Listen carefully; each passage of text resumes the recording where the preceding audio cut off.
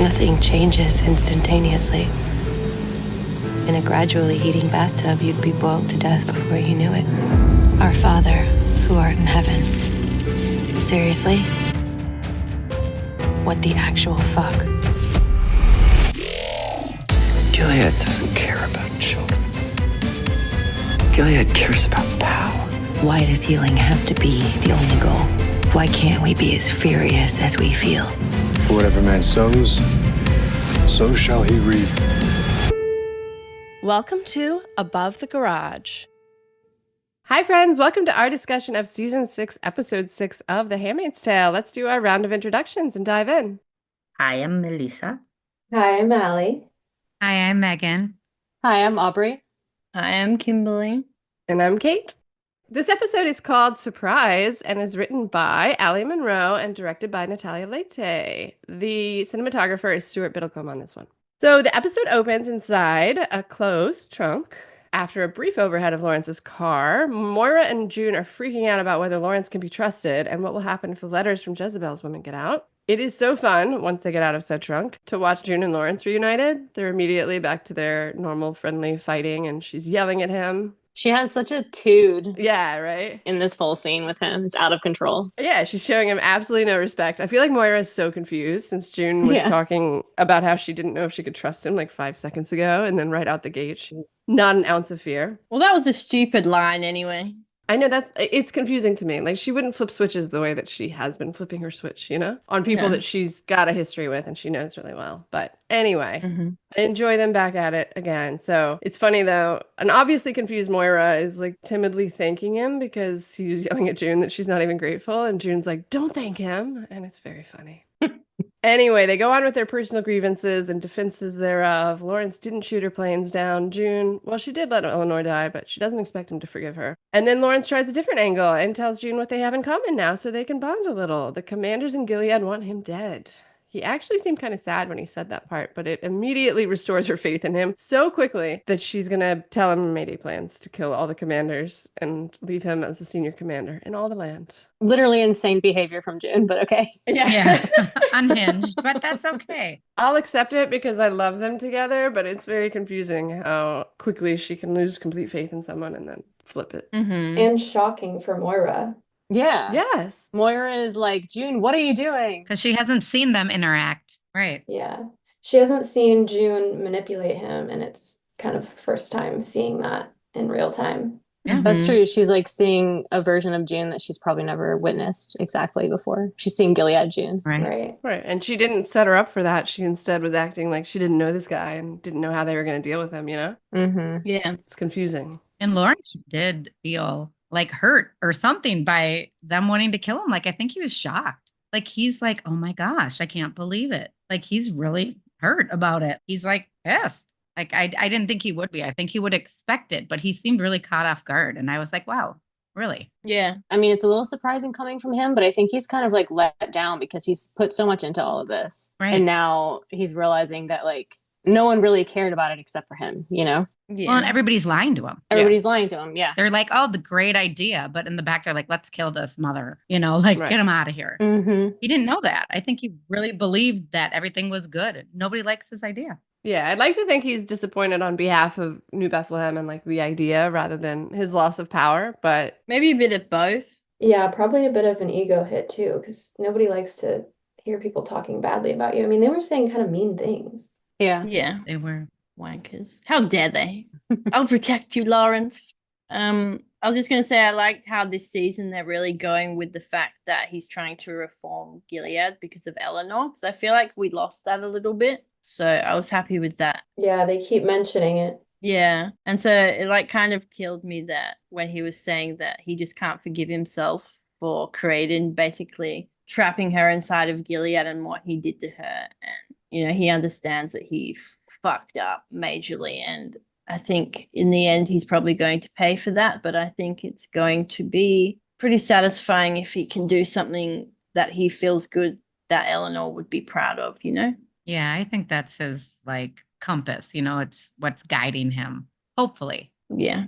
And I think it's the reason that he could forgive June so easily because he knows the guilt is all on him regardless of how it went down on that final night, you know? Yeah, that's correct. And I'm glad that they got to that point. There's probably not much she could have done about Eleanor anyway at that point. I mean, it was a difficult thing to watch, and in the moment, you kind of feel really conflicted, like when it happened in season 3. But I mean, he knows that she was struggling for a long time. Yeah. Eleanor was struggling for a long time. Yeah, and I think June really empathizes with Lawrence, and she knows he is a good man, and also he is a good asset. So if she's telling him their Mayday plans, it's because she knows he can do something with it, right? That's kind of what annoyed me too. Like if you look back at the last episode where she's like, "Oh, I thought I trusted him. Like I wouldn't have thought that he was a Jezebel's man." And then in this episode, she's literally turning around, being like, "We could kill all these commanders together." Let me tell you everything. Yeah. Yeah. June is emotionally reactive, though. Oh, for sure. Yeah. I mean, she sees something and she majorly reacts without thinking through what the person is doing and seeing things from their perspective. So it's like, she knows in her heart like what she believes about people. Yeah, I think so. But when she sees something that goes against that, she just reacts to it. Yeah, I get that. And it's just a consistent thing with her character, I think. Yeah, you're right. It is. Consistently annoying thing. They have such an up and down relationship too. I mean, they're very love-hate. One of my favorite relationships in the show. I loved when they were together in season 3. It was so good. Yeah, they have good banter. Yeah, that's the best part of it. They each push each other too. That scene with them on the sofa and they're drinking, like he pours her a drink and they're together, like that's one of my favorite scenes. I love that scene so much. It's a great shot too. Oh yeah. In the trunk, when June says to Moira, all those women are dead, she's talking about the Jezebel's women who wrote the letters. Like, if the letters are found, they're dead, basically, is what she's saying in the trunk, which is pretty extreme. Like, I guess if they found those letters, they would kill the women who'd written them. Is that what she's implying there? Yeah. Yeah, I mean, I think punishment varies in Gilead quite extremely still. Right. It is quite possible they do that. True. Colonies are death. Yeah. I also feel like all those men would, be like, not against killing them, but they use them as their playthings. So, like, would they want to lose them all, you know? I don't think so. I feel like all the high commanders would prevent that in that case, you know? Fucking Belle would not let. Probably, yeah. They might just get new playthings. Who knows? True. Right. I'm not sure that they have any kind of personal attachment to them, except maybe Belle. Belle. Creepy Belle with Janine. Yeah. Belle has an obsession with her. Seriously. Poor Janine. Disturbing. Their conversation flips to a new setting now, and a major shout out to season 3, episode 2 specifically, I think, as two Marthas and a commander walk into Lawrence's basement talking Mayday. Obviously, June's told him the whole plan because he's warning her she's got to get it 100% right. If she doesn't kill every single one of those assholes, they're just going to come back like Hydra grows new heads. Yeah. In mythology, the Hydra symbolizes chaos and challenges that keep coming back.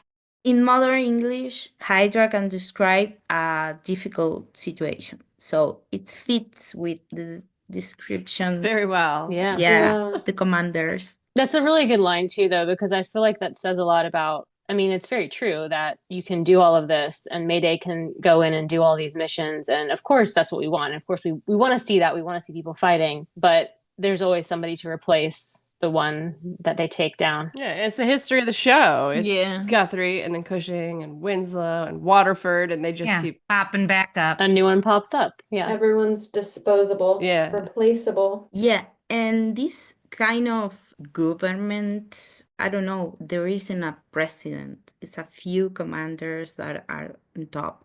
So they keep going. Like one dies and it's replaced. Power is really fluid, changes hands really fluidly. Yes. I was thinking about that today when I was walking. I was walking through my neighborhood and I was thinking, imagine if every single house was a commander. There'd be just endless commanders. Yeah. Right.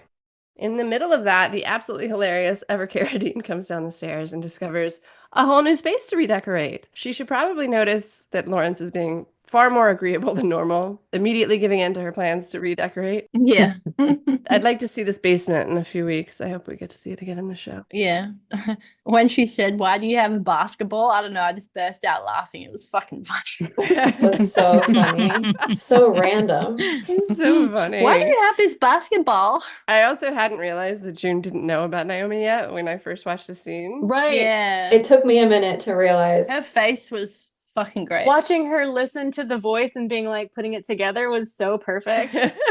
The internal thought. Yeah, Lizzie's face was like, her reaction was perfect. And then I guess she thinks he's just like sleeping with her, having an affair with her or something. Yeah. But she hasn't heard about Putnam's death, right? Until he clarifies Naomi Lawrence. Putnam took a well-deserved bullet to the face, though we miss Stephen Kunkin. But I digress. Lawrence agrees to take Moira and June back across the border, but they want to go to Jezebel's first. And he regretfully tells them he doesn't have any connections there to get in through the lockdown. But June has an idea. I wonder what it is. Also, like he says, I have no connection to the eyes. Did you forget about your BFF? Like, what is he talking about? Yeah, Right. I thought about that too. I thought that too. I was like, why? What? I feel like he feels that he's on the outs with Nick, though, right now. I feel like he feels like, Yeah, I do think that. like he's kind of like mad at him still. He's mad at him and he's not going to go to him. You know, he's like holding a little grudge. That's a good point. Well, you just punch him in the face. Nick punched him in the face and then refused to go to Jezebel's with him. Yeah. Yeah. Oh. He's kind of hurt. He has hurt feelings. Oh. Kind of feels like he's being replaced by Daddy Wharton. He thought he was Daddy Lawrence, and Didn't he say something like my guy on the border's almost off shift or something? Did you guys catch that? Yeah. I was kind of curious about what he meant by that. Like, does he have a tie with somebody that's, Probably, yeah. Mayday-esque. Yeah. Someone who lets him. do whatever he wants? Yeah. Yeah. Mhm. Maybe because of New Bethlehem and the trade routes that they keep mentioning this season, like Aren't very secure. Yeah. yeah, he's got guards that he's, I don't know, bribing, or he just knows that they're gonna let him through. Mm. I liked when Maura was like, "Well, actually, you're a commander," and then he kind of realizes, "Oh wait, yeah, I am a high commander. I can do things." Didn't he say, I'm a high commander? Yeah, it was really funny. He likes to keep mentioning that I'm a commander or I'm a high commander. Yeah. He does. Yeah, but it shows how like powerless he actually feels, and so he uses Yeah. that in a very funny way to like remind people. Mhm. It's adorable. I fucking love Bradley Whitford. That is all. He is the best. My only He note. is really adorable. He really is. June calls Nick as he's miserably reliving the memory of the Guardian's death in his brain, so June is a very happy interruption. He is wondering what she's doing there, of course, but doesn't seem too upset for once. As we soon learn, this actually probably feels like fate to him, as he wants to see her anyway.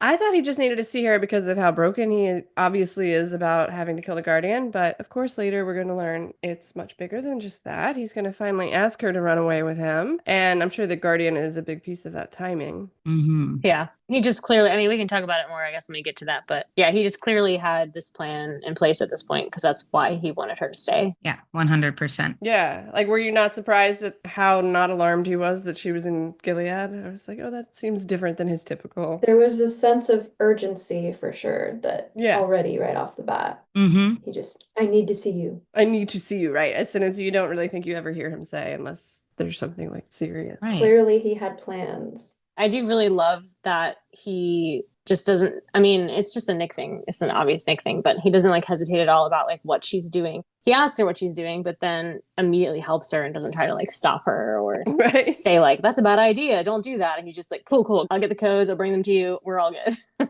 Yeah, it's so crazy. There's no surprise. Which is also like so fucking suspicious for him to be doing because he's already in like deep shit. Yes. And he's just like, cool. I'll get codes that I shouldn't have. Go to Jezebel's. And I'll just go to a place that's in lockdown and grab some shit for you out of a safe. Cool. Yeah. I have a question. How did he get the codes to a safe that random Guardian? Right. I think the eyes have the codes is the Yeah. implication is that they know the codes for some reason. Like Yeah. maybe they change them nightly or something and he just called and got them. Right, because Lawrence said he didn't have that connection. I have a thought that you guys have just kind of made me think of, which makes later not as bad for me right now. Yay! Oh, please share. It's just that I didn't really think about that he'd had this plan, already with like the passports and etc. But now that you've mentioned it, he does seem like, I want to see you for a reason, not just to fuck you. You know what I mean? Yes. Yeah, no. Also, it was going to take a minute to organize all that. Yeah. Because like obviously we see that scene with Wharton after. So I was assuming after that is when he told him blah blah blah panic. But obviously No. you reckon that he told Wharton before? I think maybe after that scene, but I feel like he's all sorted all the passports out before that scene, before he's told Wharton. Yes, before. Yes, definitely. No, he did for sure. This was This is all about the Guardian. Yeah. It's not about at the moment that he's told Wharton about Jezebel's. He's already organized the passports and shit like that. Yes. Right. He's got to get out of there. He's already caught the kid. He can't take it anymore, I feel. Right. Mhm. He shouldn't have gone back in that house. I think pretty much from like shortly after episode 3, I feel like he was like, Mhm. okay, I feel like she might actually be into this after everything that happened in episode 3. And also he just killed some people and he's feeling like he just can't do it anymore. So I think he's been planning it since then. The heat is way too much. Yeah, before this. Yeah, the heat is way too much. That's right. And not just the heat, the guilt. Like, he can't take it anymore. The guilt, everything. Actually Right. fucking breaking. Like, I Yeah. cannot do this anymore. I gotta go. I mean, literally the first shot of the scene is him like brooding, smoking into the waves, thinking about this shit that's just like, he can't stop thinking about what he did, what he had to do. Right. He doesn't handle being responsible for people's deaths very well. He's just always gets very disturbed by it. You can tell. Yeah. For sure. So I think that's really what got him to start planning. Like, we need to get out of here. I'm tired of this shit. Yeah. I think he really felt responsible for Eden too. For sure. And even though it wasn't his fault, he really, it reminded me of how he felt after Eden, the way he felt. Yeah, the guilt. After this Guardian. Yeah, just the guilt. Well, it was another young person who grew up in Gilead, and even though they were a believer, like, they were a kid, and that It's still a life. Yeah, and it's a life, and it's very hard for him because he's a good person. Right. And we've seen that from season 1 when he was horrified by, the first Offred. Yeah. The hanging. Right. I mean, he joined the Eyes literally to take down Guthrie's, who started the Handmaid system after he saw that woman hanging, and he didn't have a relationship with her. He's just a good person, and death makes him feel terrible. Yeah. I mean, he has seemed like he's been hating it for a long time, and it's just, he's boiling over now. Yeah. He's breaking. This time, I think it was awful because it was his hand. Yeah. Right. Directly. Yeah. Yes. Twice. It wasn't like eating because he was watching her death. She made a choice, and she stuck with it. Yeah. Yes, and you can see his face when he says like he wanted to go away, and then, oh no, I need to do this. Mm-hmm. In the hospital when he was going to leave, and then. Right. Yeah. Clean up June's mess. Yeah, actually, sorry, it was his mess. But Because he didn't kill him enough? Double tap, as Claudia said. It's true. yeah, exactly. But again, probably didn't because it was hard for him, as we've said multiple times. But yeah. I think so. Yeah. To what Allie is saying, though, like, I think it is important to think about all of the past history because it does compound. It's like everything he's having to do is adding on to something else that he's had to go through. And I think that just like compounds the trauma of it. Mm-hmm. Right. It's interesting, though, because June doesn't experience... I mean, she did back when Omar died, right? She like broke down. Yeah. To the point where he was trying to get her mental help. But beyond that, I think the bodies that she's left in her wake, she's kind of been understood as the cost of war. Mm-hmm. So she takes it a lot better than he does. I mean, even like Hannah's Martha, like she's Oh my God. stressed about that for a minute afterwards, but barely. No, she was staring at her. Man. Well, but I mean, in the next episode, she had a voiceover though about it. And then Aunt Lydia does the same thing in this shame circle with Hannah's Martha, where she says it's your fault and she kind of like starts to break down. And then she switches to like anger and starts talking about Matthew like as a coping. Right. But I feel like June's coping mechanism is to lash out. Nick's coping mechanism is to like internalize it and want to die. Just be like emo and have it ruin his life. Yeah. He crawls into his shell. Yeah. Anyway, Nick agrees to go to Jezebel's, where he successfully breaks their letters out of the safe and cleans up the mess they've left on the floor, including the tooth of the guy they killed. But tragically, he runs into Commander Douchebag on his way out, who is visibly shocked to see Nick at Jezebel's because Nick never goes to Jezebel's. I was very excited for yet another new screen pairing, however brief, of Janine and Nick. So good. I know, but Belle's presence certainly dampens it a little. Question. How does Janine know Nick? I was wondering that too. Because he said Blaine. June must have told her about Nick Blaine. Oh, his name. Oh, yeah. She recognizes him before they say his name. Oh, before? Oh, maybe June like literally told every single part about his face and his body, every detail. In the hallway, Janine definitely seems to like physically recognize him, which was the part that initially confused me. But then, like, obviously, when Belle says who he is, she like puts it all together. Then it's like, okay. He drove June to her house when she'd had the baby. Yes. And so he was driving like back and forth in these areas, driving June around. So she certainly saw him. They must have intersected at some point. And Janine came to the Waterford's house. Oh, you're right. Yep. She came for the fake baby shower, right? Like that they had for June. Yep. Yeah, okay. She was probably there other times. Yeah. I think we're just supposed to assume that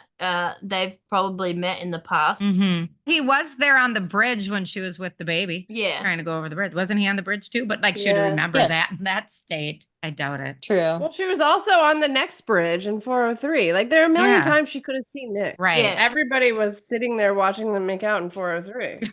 Right. Probably that. That's it, Kate. That's where she remembered him.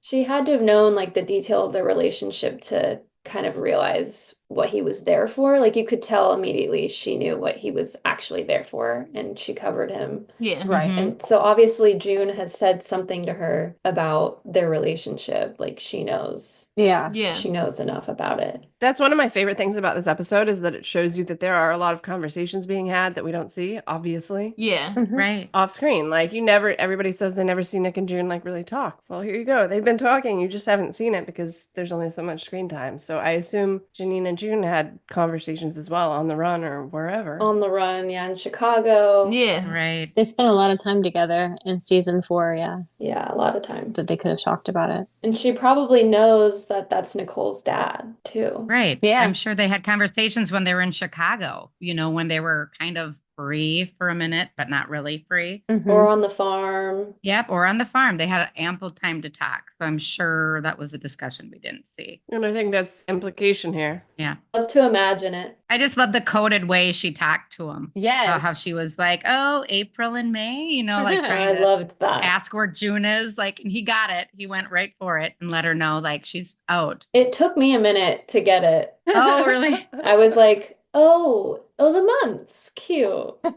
Yes, that was cute. It was cute. Very, very witty. Clever girl. She's a clever girl. And he was clever. He got it right away. Yo, Janine is like my MVP of this season. Like, God, me too. she's this season, Yes. she's my favorite. 100%. Earlier I was like Lawrence, but after this episode, it's her for sure. She's killing it. I mean, Maddie is really just killing it this whole entire season. Oh Mhm. God. She's great. Yeah, she's amazing. Yeah, fuck, she is. I didn't finish the summary, but I think we talked about most of it. But like, it's very important too that Janine covered for Nick, I think. Yes. Because Belle was accusing him of being like a good guy, which is a terrible thing to be in Gilead. And she like steps in to cover for him and obviously lies and says, oh no, he comes here late at night, Yeah, totally. It's cool that Janine covered for him and defended him. And it's cool that she then asked him like, hey, did June get out? There's a lockdown. The last time I saw her 5 minutes ago. And he's like, yeah, she got out. Right. Yeah, which that part made me think, I wonder if Janine thinks that Nick is there to help get June out. Like if that was the reason that he's there. Right. I thought so. Yeah. And also it made me think maybe she also thinks he has something to do with the Mayday plan that June just told Janine about. That's what I thought too. That was exactly what I thought. I thought she sees Nick. She immediately knows he's there to help assist with this big plan, probably. Right. I mean, and the way he responded to her when she asked about like April or May or whatever, he immediately was like, oh, she's good. She got out. She's okay. She got transferred. Mhm. Yes. The way he responded to her was perfect because it's like they both were able to talk In where code. Belle had no clue what was going on. Yeah, in code and Right. and have that that's such a good conversation. It's great. I do think that it kind of also screwed him in a way because Yes. obviously somehow Daddy Wharton finds out that he was there later on. And Yeah, it has to be Belle. Yeah, the juicy gossip of it all. Like, ooh, my kitty told me that he's here all the time. I'm going to go tell right. Daddy Wharton that he's a bad boy, like Yeah. stirring the pot. That's all it was. Yeah. Do you think Nick realized in that moment, like, somebody's going to hear about this? I think he could have. Yeah. Fake Probably it just like another shit. thing on the plate of things he's about to. Well, yeah, immediately when he saw him. Yeah. Right. But like, I would not have expected him to call his dad because he loves Jezebels, you know? Belle. Yeah. Yeah. Right. So, I mean, yes, it does stir the pot because Wharton doesn't like Jezebels, but you're risking your favorite fucking playground. So, I mean, I think Belle was just being so petty yeah, exactly. Yeah. and calling Wharton, which we'll talk about later, obviously. But like, I think it was just like in that moment, Belle is not a smart guy. Like he's just No. like a rich, petty asshole. Yeah. He just suffers from affluenza, you know. Like he's one of those kids. Did you notice the room number? 618. Yeah, I Googled it. Ooh. Oh, Yes, it's interesting, actually. I noticed that the room number was very clear. Very prominent. Yes. Yeah, prominent. Yes, I did too. Yeah. and they say it in the last episode too, like a couple times, I think. Yes, Mhm. she says it. Yeah, so I look up what it means in numerology and found out that the angel number 618 means you need to take care of yourself spiritually. And during that spiritual growth, you will encounter challenges Mhm. and they teach us the best ways to handle pain, disappointment, and sorrow. Oh. Those challenges helps you grow in wisdom and strength. So I think it's completely at purpose, Yeah. the number. Yeah. Interesting. Well, they like to do that, don't they? Yeah, Yeah, it's they like do. Kate's license plate research. That was good. Yep. Those were the days. Those were the days. I gave up on that. I did see Lawrence's license plate, but I did not look at it. That was good, Melissa. Thank you for that. Yes. So, like, I really love the whole way this entire thing is shot, starting with the shot of the safe opening when Nick's like on the other side of it and you see it like through the safe. I love stuff like that. It's very cool. Yeah, it's really cool. And then the slowly moving shots in the hallway. It's just very beautiful. The warm light, the wallpaper, the framing of the characters, Agreed. The tooth. the tooth. Yeah. The tooth was beautiful. Which, like, I would watch an entire bottle episode of Nick just cleaning up June and Moira's crime scene. Like, Do you I just- think he cleaned it up? Do you think he actually cleaned it? I mean, he probably did. I think he had to have. If he saw blood on the carpet, he was like, I can't leave that. Which, by the way, another Why fuck did up they of leave June's. it? Yes, Yeah. exactly. You can incinerate the body, but it's not going to do much good. He's just cleaning her mess. Yeah. I mean, that literally is all the tooth was, right? Is it going to mean something else? No. I mean, maybe Mm-mm. somehow this tooth means something else, but it's unlikely. It's literally just him cleaning up her messes. Yeah, I think he definitely took the tooth and then scrubbed the blood off the carpet. That's my assumption. Right. Because he wouldn't just leave that there. It's funny to imagine what went through his head too when he saw the tooth. He's like, oh, of course. Yeah. She killed somebody. Great. June killed somebody again. Right. But he's just like, whatever about it. He just picks it up and just has no expression on his face. Yeah. Pockets it. Pockets, moves on. Yeah. Yeah. Apparently cleans the floor, moves on with his evening. Just add it to her body count. Yeah. Well, Moira was the MVP of that. Yeah. That's true. Right. Yeah. Well, they both teamwork. June probably caused the tooth to fall out because she was kicking him. So that was her bad. I know, which is like kind of unnecessary, but I loved. So yeah. Yeah, the same. Like there could have been no blood, in fact, if she just let Moira just, Mhm. you know, choke him and it'd be much cleaner, but no, not June. We see Nick, he's walking into Lawrence's basement and he hands June the Jezebel's letters. These are another obvious throwback, this time to season 2, when Nick took the Jezebel's letters from June when she was having a mental breakdown and trying to burn them in the Waterford house. And then he smuggled them into Canada. There's lots of similarities to the early seasons in these episodes, and I'm loving them. Anyway, June does clock something's a little off with Nick and asks if he's okay once, but then she's quickly distracted by the impending dawn and presumably Lawrence telling her that their guy goes off the clock soon. So she thinks they need to leave quickly, but Nick has other ideas. He grabs her hand and she turns and starts to really pay attention to him. And there's a close-up of their entwined hands, which is a nice shout out to all the seasons except the last one. This is after he's asked her to stay, right? When they show the close up. It's right before he asks her to stay. He grabs her as she's walking out. Yeah, but then They show it like while, like right after he asks, they show it again, and you can see her fingers like squeeze his hand, like she's already answering the question like physically before she answers it verbally, and I like that a lot. Cute. Yeah, so in the sweetest and slightly nervous voice, Nick tells her the very interesting information that his house is empty for the night and maybe she could stay with him and go in the morning. It's so like teenagey cute. Like, I don't know. Yeah, I feel like my seriously. boyfriend at some point was like, I think my parents are gone for the night or whatever. My parents are gone. Yeah, exactly. That's what it reminded me of too. I had the same thought. But it's like exhilarating for them because And they for haven't had a us. night together in years. Yes. I was exhilarated. It would have been for us. It was promising for a moment. I really thought, I was like, oh, we're gonna get some juicy stuff. Yeah. I know. It's fine. Another It's letdown. fine. Yeah. I knew that wasn't going to happen anyway. Yeah. It's also like if you talk about it, it's not going to happen. Like if you Right. if you say something in a show, something's going to fuck it up. Yeah. And they Yeah. have to move locations. Yeah, for sure. But the hunger in their eyes was, Yeah. it was there. And his vulnerability is killing me this season. Max is just knocking it out of the park. Killing. Yeah. Yeah, seriously. Of course, June immediately agrees because she would obviously love that. And then she finally really understands and sees that there's something really wrong with him and asks again what's wrong. And this time he embraces her like desperately and tells her something that is not exactly news at this point. Sometimes he thinks she's the only good thing in his life. Yeah. The way he like falls, he like literally like falls against her when he hugs her. It's like, God, it kills me. So vulnerable. It's very dramatic. My gosh, he's broken. It's sad to see. It's the guy is broken. And like, I don't know. Does anybody really care? He has nobody. I feel like nobody cares. No, I'm not sure anybody cares. She does. You can tell she really, really cares. Well, does she? I think she does right then. I think she's like, I think that the issue that we've talked about before is that she just really doesn't think about this, which is a problem. It's definitely a problem. Yeah. But in this moment, I think she can really, really tell that he's not okay. Like when he falls into her and she looks kind of like stunned for a moment. Right. Like she's not used to seeing this, which she isn't because he usually hides his pain from her so well. And I think she's just really starting to like very slowly understand that he's super not okay. Yeah. And whether she understands why or not in that moment doesn't matter so much. It's just the fact that she's seeing him breaking so much more clearly now. Yeah. And it's a bit shocking to her. Yeah, there's definitely a hesitation.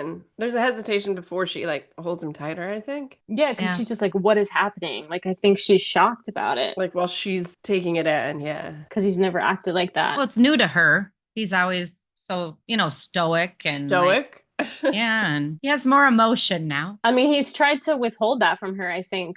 I mean, for a long time, she was in a pretty objectively much worse situation than he was. Yes. So I think it was just hard for him to ever show her how he really felt. Also, nobody asks him how he's doing. No. That really makes me sad. Nobody does. He's not doing well. She is finally in this season, though. Yeah. She's asking a little bit. She's starting to see something's not right with him. Yeah. When Nick says it'll be safer about like asking her to stay and stuff. Like he needs a reason. Like she needs a reason. Yeah, like he's trying to make excuses because he wants her to stay like really bad, but he doesn't want to beg for it. So silly. I know. So like, it kills me. I really wish they could have had that. Also, it makes no sense that it's safer in the daylight. Yeah, he's just like, I have to come up with some other reason for this because I don't want to just straight up ask her to do what I want. Mm-hmm. But she already said, yeah. Yeah, there was no chance she was going to say no to that. No, definitely not. And he just like needed her comfort so bad. It was so sweet and sad. Yeah. So one more thing about Moira going off with Lawrence is that we speculated about the scene in the car from episode 3 of season 6 with Nick and June and Luke and Moira all in the car. And we were like, oh, what are they listening to? What are they doing? I want the scene of Moira and Lawrence driving to the border. Yeah.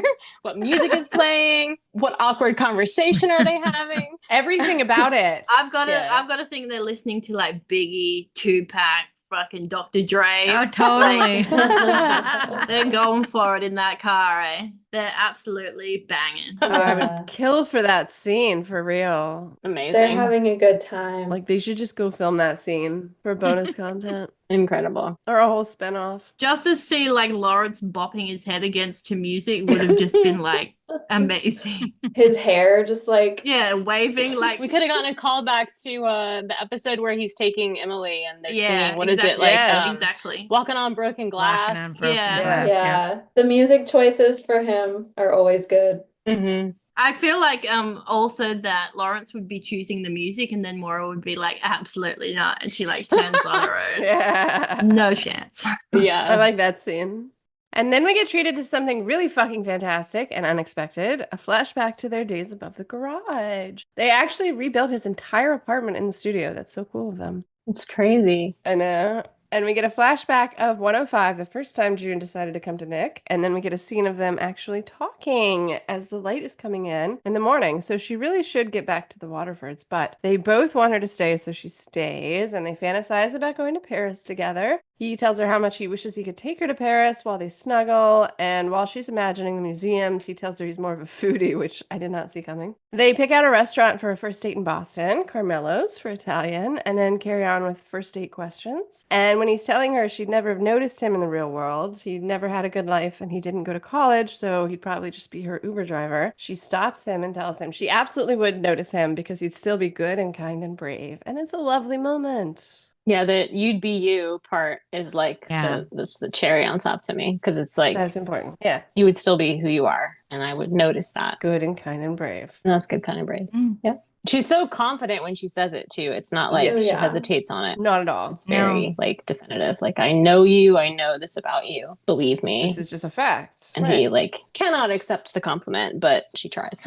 Yeah, I'm not good at that either. Nope. But also, another like brilliant part of the scene is to see something they didn't spare time for in the earlier seasons, showing them just talking to each other all night long after the intimate scenes that they did have time for. Yeah. I'm so happy they did that. It's nice to see. Which we all speculated. Yeah. Well, it's been told that they went to each other night after night after night. They really got to know each other. Right. Throughout the season, like even throughout like season 2, he's like, I'll see you later. But there's so many people who are like, they've only like talked to each other twice in their life. You're like, no. They didn't just bone. No. Yeah. They know each other longer than 2 weeks. And They couldn't show it all, unfortunately. Yeah, obviously. Right. This show you have to be able to like Read between the lines. like we were talking about earlier with the Janine situation, you know what I mean? It's the same kind of thing where you have to kind of think. Use your imagination a bit. Yeah, exactly. Obviously, they can't show everything. There's so many different stories going on, and you know. Who is it that posted recently? I feel like it's probably Megan, but posted recently the quote about like, I went back to Nick again and again for me. oh yeah, I don't even have it on me, but It was from 108. Yes, 108. So I went back to Nick. It's like time after time on my own. yeah. Time after time. It's from the book too, so it's kind of important. Yeah. Oh, is that a line from the book? Yes. Yeah, that's a line from the book.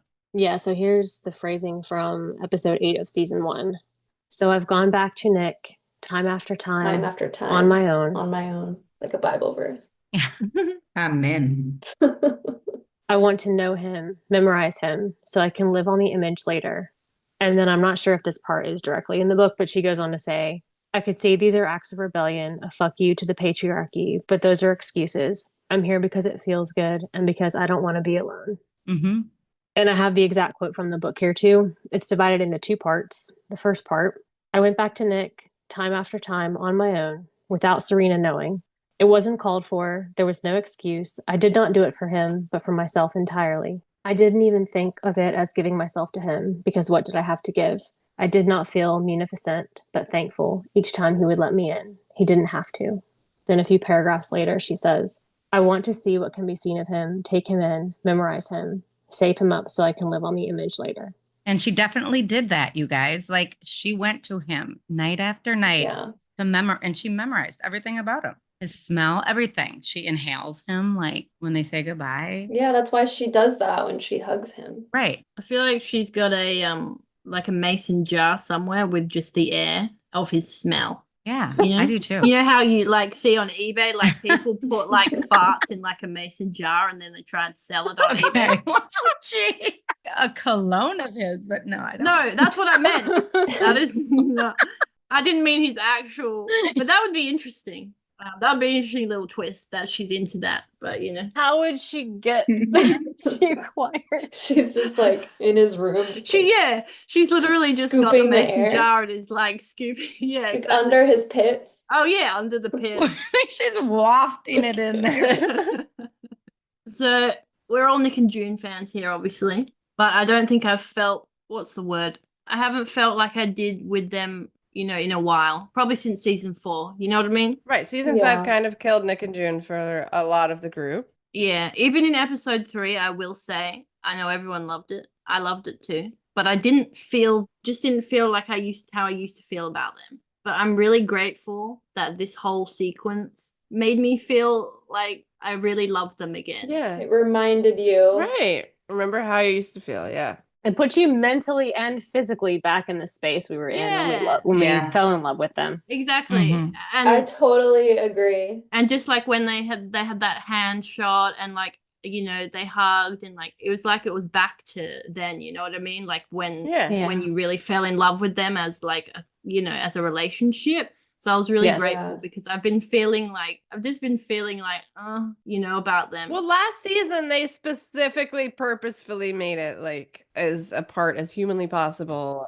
and awful. Like Yeah. That was rough. for Nick and June, I'm not saying for everything, but for Nick and June, it was the Yeah. absolute worst season that I think you could have. Yeah. And it killed it for me too. I didn't care anymore. Yeah. I still like the show, but I was just like, all right, so seasons 1 through 4, Nick and June is forever my like TV thing that I was into. Yeah. Well, and honestly, the reason I fell in love with the show was from those moments in the above the garage room, like that they had together, and just their little Yeah. moments throughout the Waterford house. So seeing like a fresh new scene of that was just so lovely because Yeah. it hasn't been the same. Yeah. I can't believe they rebuilt the whole set for that. That is so cool. It's really cool. That they really felt like, Yeah. let's go. I mean, this whole season has been about going back to the roots of where things started. Yeah. Which I love. Yeah. And this was a very like extreme example of doing that in a way that felt like Yeah. they really care about the source material and Mm-hmm. reminding us of, where the show came from. Mhm. I was thinking about how like amazing the phrasing is where she says, I don't want to go back to the Waterfords, but like she's literally on the Waterfords property in his apartment because he lives on their property. Yeah. So she just sees that space as so separate from the space that she's chained to, really. Right. Like a little safe haven. Yeah, it's Yeah. their space. It's their like safe Their place. space. Yeah. It's for them. It's their first apartment together. Yeah. I like to think that they learned how to live together, kind of. Obviously at the Boston Globe too, but Yeah. Mhm. they kind of just like lived together. I love how casual they were at the Boston Globe in that coffee scene. And Yeah. I'm sure there was a Mhm. lot of that here, like you're saying. Didn't see it. Yeah. Because there was a kitchen there, Yeah, He probably brought her tea in bed or food. Yeah. for sure. Speaking of like the details of things though, they do have like her handmade dress like draped. It's a very cool shot. The initial shot of the room of his apartment. It's Yeah. like they show the whole room. You're like, here we are, we're back in the setting again. Her handmaid's dress is over like a chair that's in the light. You can see it. Draped. It's just Mm. very, I don't know, just puts you in the moment and puts you back in season 1. His Oh, bookshelf, yeah, love it. all of his little trinkets. Yeah. They also put her hair extensions back in, which you can only see when she's like, Yeah. you can see it on her neck. Like they just really took a lot of care with this scene. Yeah. They're really good at that. They're really good at Mhm. putting a lot of detail into every tiny thing about the show. So that's great. Also, when he's talking about the museum, I'm not much of a museum guy, more of a food guy. She has this like squeaky little chuckle thing and she like kind of nuzzled into him. Mm. Cutest thing I've ever seen in my life. Well, I'm gonna have to see that. It's so adorable. They're just so comfortable and just like, It looked so organic too. I mean, it just looked right. yeah, exactly. They have lovely little like playful smiles, like when she mentions the first date, and he kind of has that like little playful smile thing. Again, the chemistry. Yeah. Mhm. Yeah. The editing in this scene and really in this whole episode has been really spectacular. I mean, the whole season has been, but just shout out to Anna Yavari who edited this episode and did some really cool things with it. Yeah. We love it. Like especially in this scene, I noticed it a lot with the cutting to them kissing and then cutting back to the present. It was just very dreamlike almost. It felt really cool. Yeah. Mhm. Yeah, the lighting was fucking amazing too. Totally. Yeah. And then to go from that to Janine and Lydia, I love Janine and Lydia. Very different combo, but one of my favorites, all the same. Lydia's brought Janine some cookies, and Janine is in a real mood. When Lydia hints this will be over soon for Janine, she's just scared. Better the devil you know, I suppose. Lydia's sad because she tried so hard and she was so proud of her new plan with Serena for the fertility centers, so Janine breaks it down for her. Those commanders aren't going to let me out. They want me here on my knees. And then Lydia's, as she's wont to do, and slaps Janine. She immediately starts begging her forgiveness this time, so that's a very minuscule and not enough improvement. But Janine shakes off the slap pretty quickly and finally tells Lydia she will never forgive her until she brings her Charlotte, the daughter Lydia herself stole from her arms. And Janine just leans into this as she gets angrier and angrier, yelling at Lydia until she shoves her out the door, screaming, "Get out." When she's back inside, she sees the cookies Lydia brought. And I don't know if I'm correct about this or if you guys noticed it, but she destroys everything else on the desk except the cookies. She's gonna eat those later, mate. I know. She's gonna eat them later. It was smart. Yeah, I didn't see her touch the cookies. She does have a sweet tooth after the Right, whole exactly. she gave birth and she wanted ice cream. So I mean, Ice cream, yeah. She lived in a house of macarons. I wouldn't want cookies to be destroyed either, so I get it. yeah. But that's not the important thing. The important thing is Maddie and Anne absolutely killed this together. It was so amazing. Oh, I love watching their scenes. Yeah. Totally killing it. Yeah. So I've got to say that this is my favorite scene from the episode and possibly from the season. Bold. I love it. Absolutely fucking loved it. Fucking loved it. Yeah, it's so good. Madeline Brewer, especially in this scene, was absolutely phenomenal. Like, she's been crushing it this season, like as she always does, but this season they've given her more things to work with, you know, and the emotion and that we can see from her. It's just so good. You know, it's amazing. And the way she was like, when she, in particular, she's like, Lydia, there is no way out. But she says Lydia, and then she does this little laugh to herself. I loved it. Like, it was just everything that she chose in those moments to do acting wise, I thought was just, it was chef's kiss. It was perfect. Brilliant. I loved it too. I love their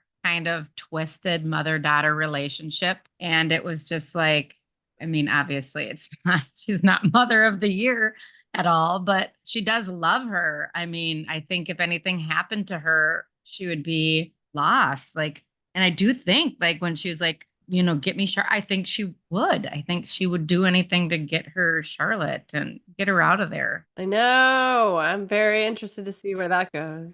I felt like in my heart, like, okay, they're getting her out. That part there, I'm like, she's going to get out. I really hope so. She wants Charlotte. She doesn't believe she can get out. You know, Aunt Lydia has brought her Charlotte before, remember, in season 5 when she was in the hospital. Yeah. And Lawrence is on board. Yes. Right. So I'm like, that's my hopeful wish. It's interesting because I, for some reason, wasn't thinking really about that. Like the fact that it would be really difficult for Janine to leave Gilead without Charlotte. Yeah. Even though she wants to go, and the Mayday plan was exciting to her in the previous episode when she heard that they were going to liberate the Jezebel's women. So as much as she wants to get out, it's the same thing with June. It's like she can't leave without her baby. Right. Yeah. No. She could go underground good point. perhaps, but Yeah.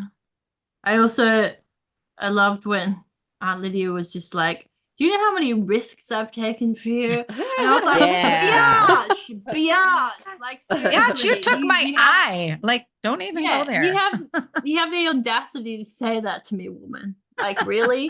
yeah, it's crazy that we've come so far that I don't even know if Janine remembers to hold her eye loss against Lydia. Right? Yeah. It's also interesting to me when Janine is yelling, "You stole her from me. You stole my child," like about Charlotte. I was thinking, you know, the episode in season 3 where Lydia has her, there's like the whole flashback of Lydia with the woman that she takes the kid from. That's kind of like her origin story. And I was thinking, this sounds so much like something that woman was saying in the hallway at the school when she literally got her son taken away from her. Yeah, you're right. And I just wonder what she's thinking here, like if she's remembering that and thinking. I think she did. It triggered her. You could see, like, it triggered her. Yeah. She's on a spiral, Aunt Lydia, but I think I feel like after this scene as well and how Janine reacted to her, because they do have this weird bond, and Lydia obviously feels like she's literally her like child, I think. And I think this is definitely going to drive her towards more Rebellion, towards hopefully? it. Yeah, exactly.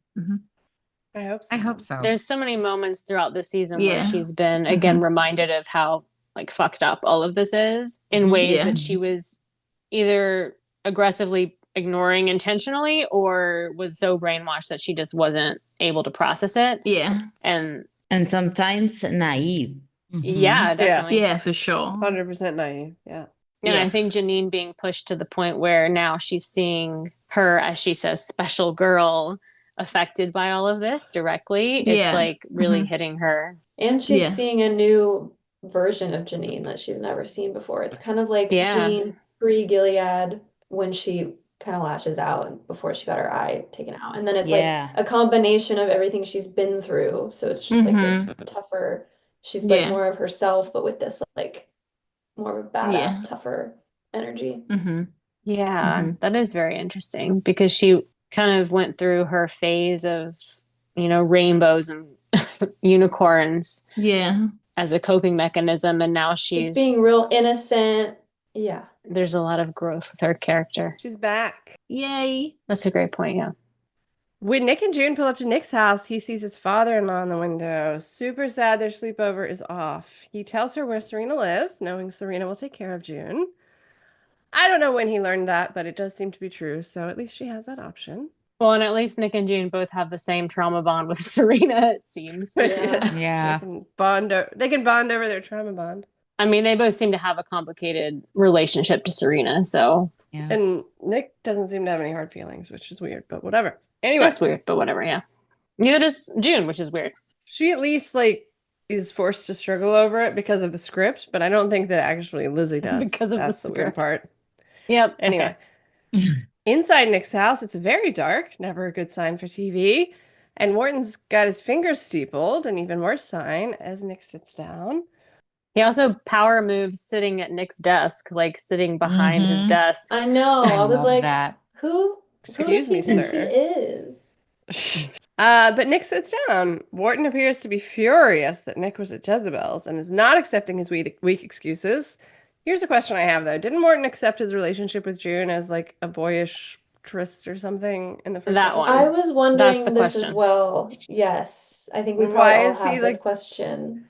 This upset about Jezebel's when he was like, it's okay to, do those things. Maybe he realizes that, it could be that Nick and Rose have obviously had conversations about June, and Rose has obviously would have had conversations with her dad about it. So maybe he realizes that wasn't just like a, fuck around type thing. Well, It could, did and he- but- Jezebel's is just fuck around for a night Right. and then move on to the next chick. You know what I mean? But he literally says, he's asking if Nick was unfaithful to Rose. Right. And I thought that yeah. was Thought he already coming knew off that. to him. So I Same. just Yeah. wondered, did he actually know about June? And if not, then what did he think that the reason for punching Lawrence was? But he said, Yeah. Nick said, you could have killed her. Who's her? Yeah. Yeah. Who's her? In reality, though, in season 5, Nick wasn't unfaithful to Rose, correct? So No. That is an interesting point that I've never thought about. He actually Mhm. wasn't. He was faithful until. I was just going to say, at the end of season 4, it's not like he has never cheated on her with June, but Oh, and he was married when he had the ring, or when Yes. they met at the school and the ring reveal. Right. Yeah, so that's they just a did. make out. They That was did just a make make out. out. That's not cheating, is it? No. Yeah. Cheating in this situation is pretty fucking complicated. So I don't know Yeah. that it's No really this. shit. You can't really say it's the same thing. shit. I've always assumed that him and Rose were kind of an arranged marriage Yeah. situation. I mean, they Yes. got Yes. along well and Yes. whatever, but I don't think they actually I No. don't No, think they actually really physically. liked they've each never other. had Yeah. much of a relationship. She's kind, she's nice, he's nice to her, or he was. So this is my problem though. They wanted to introduce this shocking twist with the ring and then the baby last season, but they never show you anything behind the scenes of how this came about. It doesn't make any. I've said this way too many times at this point. It doesn't make any sense for his character that he would have done all that. If they wanted to do that, they should have shown us. Why would he have gotten married to this woman after the whole Eden debacle? You can't just. I mean, he has I think to he get had married to.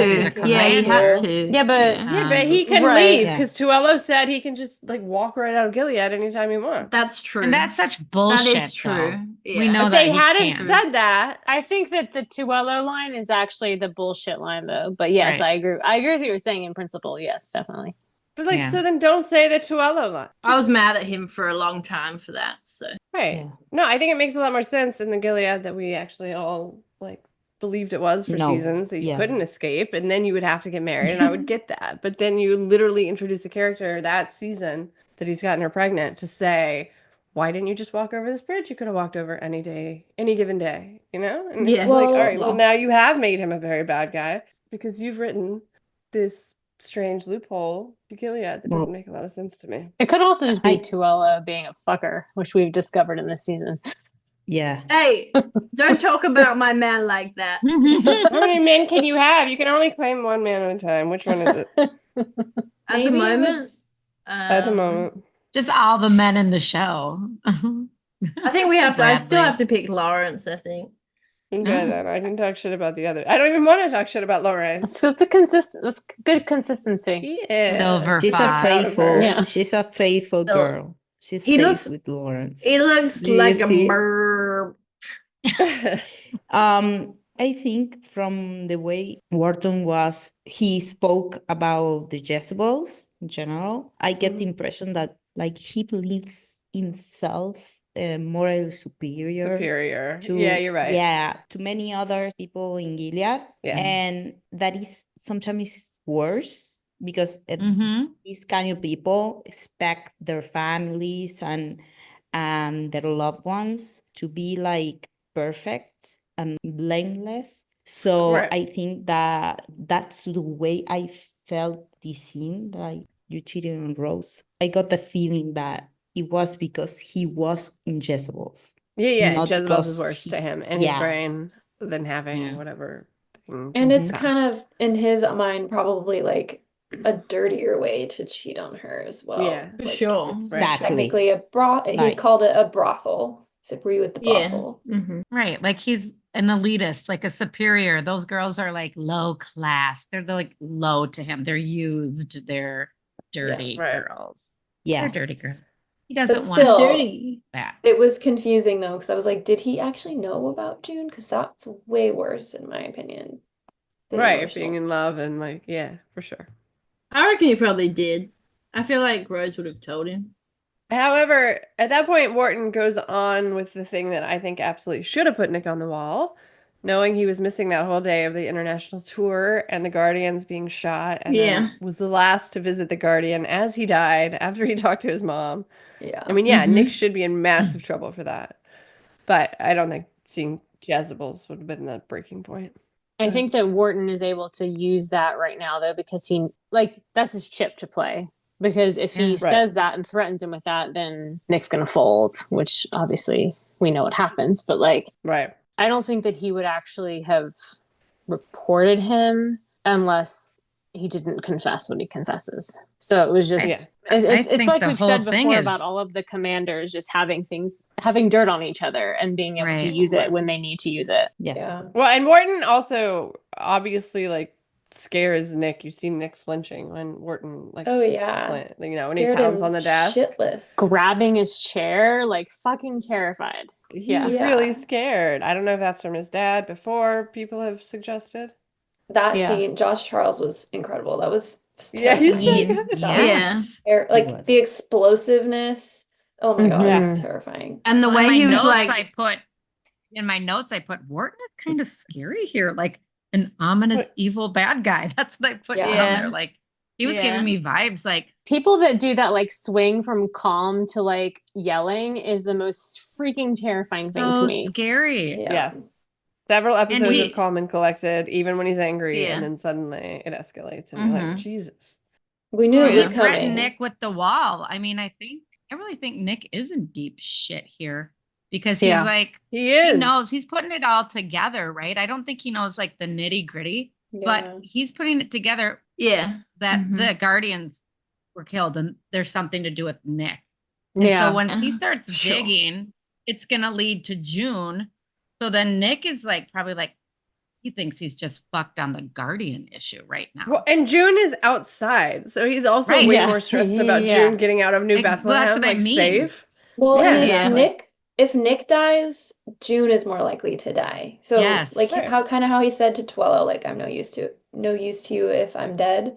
Same with Right. June. Like I mean, he's a big reason June's even still alive. So Well, and he Yeah. was literally Huge. all of this happened. He was literally caught by Wharton because he went to Jezebel's to do something that June needed him to go do. this whole Right. thing is June's fault, really. Right. It really I is. mean, Yeah. all aspects, because the Guardians, that was Luke and Moira he was going to save. Right. Then he had to go to Jezebel's to get the letters and clean up her fucking tooth that she left on the floor. And now he's painted into a fucking corner and he has to say something. He has to tell Wharton something because he's a double agent and you have to actually play both sides, right? Or he would die. And we're he just would like have watching been the killed. dominoes fall from episode 3, basically, from him Yeah. choosing to help.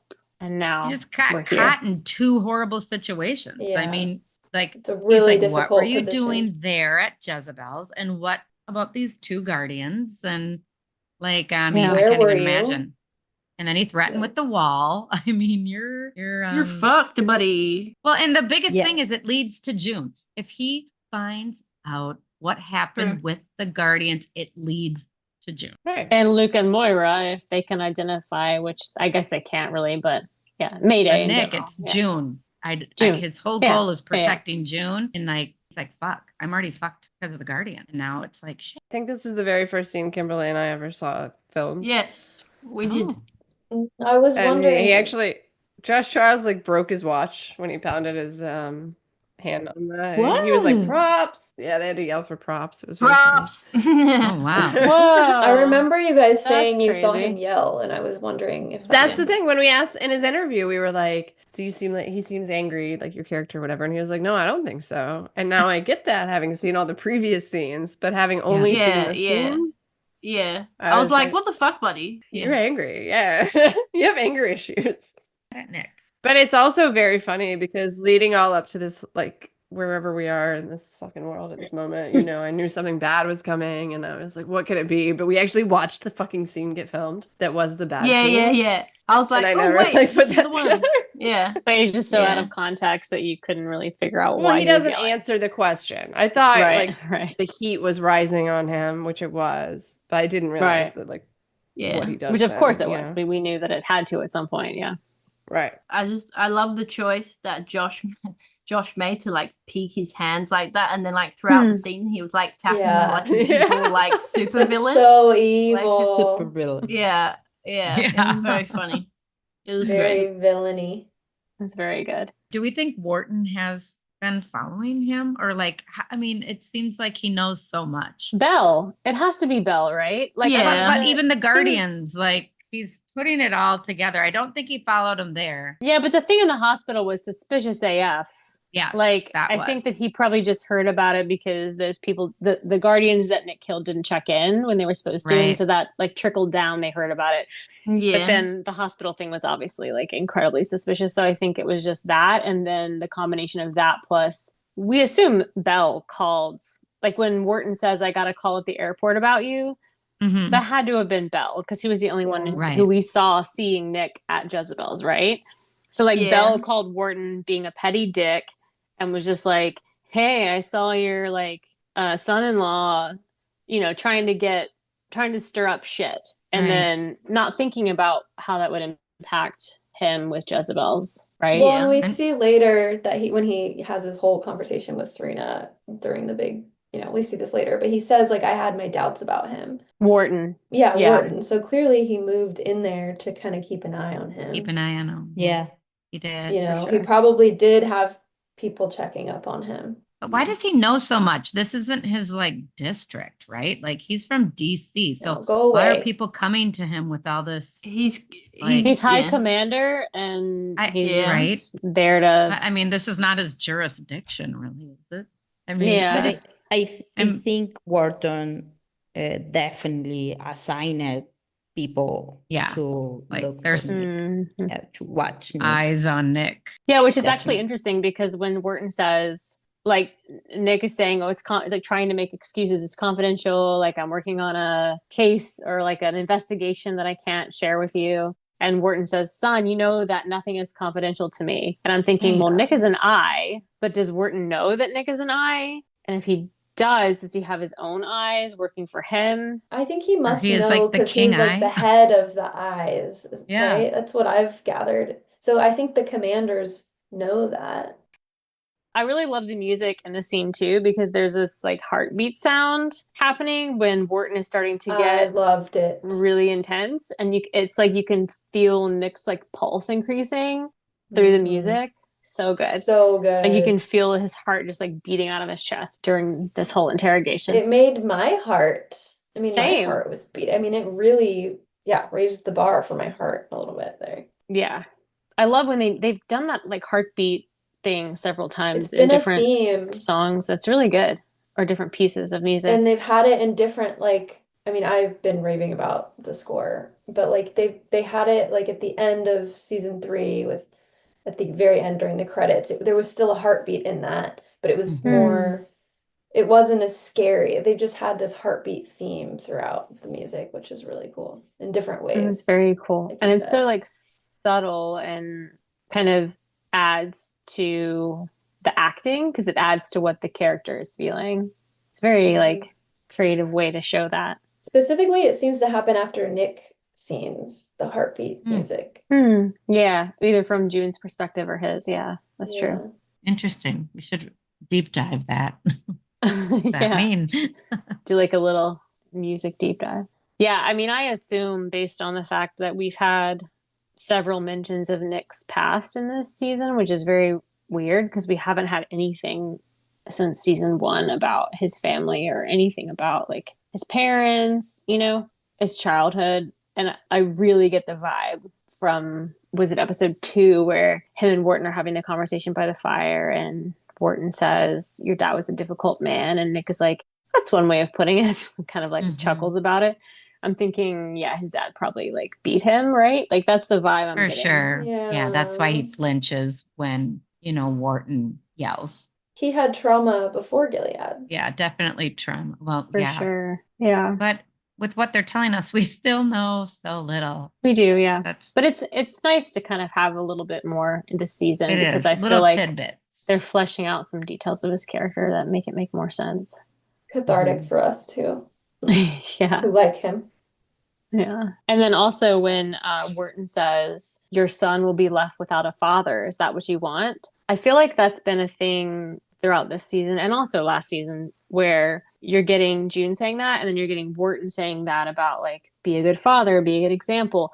I think, and maybe I'm like off in fantasy land, but I think that the times that it's been mentioned this season so far, Nick is thinking about Holly. Because at this point, like even though Wharton is talking about his son, I think in that moment where he says that, Nick is like, okay, so if I'm killed in this moment, like if my father-in-law kills me for this shit, then my daughter doesn't have a dad. And he's already planning to leave with June, I think. So in his mind, I think he's thinking like, well, if I can't, if the plan falls apart because of Wharton, then not only do I not get to like get the fuck out of here, but also my daughter doesn't have her dad, I just had like this sense of maybe he's thinking I'll be killed and I won't be able to be her father. Yeah. I think that it's complicated because he's got, which is intentional by the writers, I think, to have him have a kid in both worlds. That he's having to think about, okay, I've got a son coming in Gilead, but also I have a daughter, Well, he already feels like he's like abandoned his daughter. He already feels that in not his love for his daughter. That will never be abandoned, but he can't be with her. So he's already removed from that. So that's such a guilt. And then I'm sure that's what he's thinking about her. And he's thinking, I've already let one down. And like how do I make it right for both? her or be a good father towards her? Like even if he can't be physically with her. Yeah.